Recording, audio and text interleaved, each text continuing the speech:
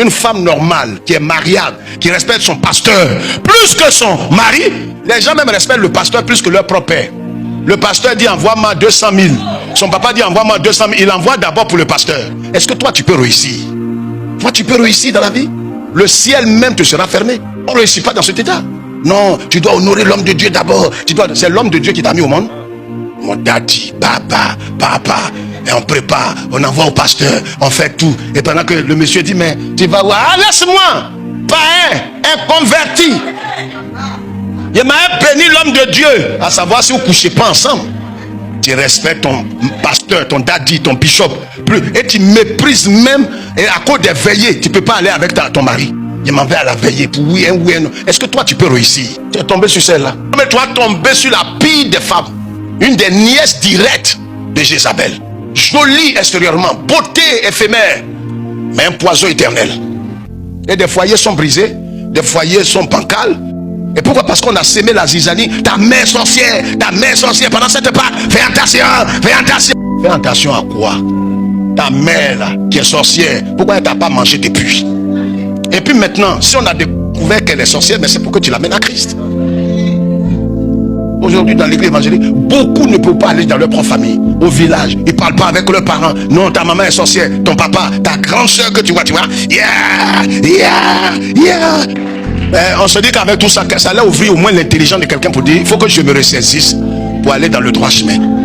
Et des gens sont assis là, là, ils vont donner encore leur argent pour que vraiment tu vois, je suis en train de voir, tu vois, je vois quelque chose que tu vois pas. Tu sais quoi, tu vois, que je vois pas.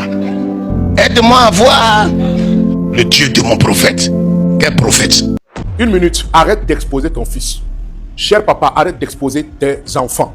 Tu es toujours le premier à donner les résultats de tes enfants en réunion familiale. Tu es toujours le premier à dire mon fils est au Canada, mon fils est aux États-Unis, mon enfant a réussi. Tu es toujours le premier à donner des nouvelles de tes enfants. Arrête d'exposer tes enfants. Jacob, le père de Joseph, en a fait ainsi. Quand il a eu Joseph, il était tellement heureux de Joseph. Il n'a pas caché Joseph. Quand Joseph a fait le songe, j'ai venu lui dire, papa, j'ai fait un songe, voici ce que j'ai vu. Jacob n'a pas donné de conseil à Joseph qui devait se taire. Il a même cousu une tunique de cette couleur à Joseph, l'exposant plus à la jalousie de ses frères. Et beaucoup de parents en ont fait pareil. Vous avez exposé vos enfants en divulguant justement leur étoile, en divulguant leur personnalité, en divulguant leur victoire, en divulguant leur conquête. Et voici aujourd'hui vos enfants sont exposés et sont à la merci de l'œil mauvais.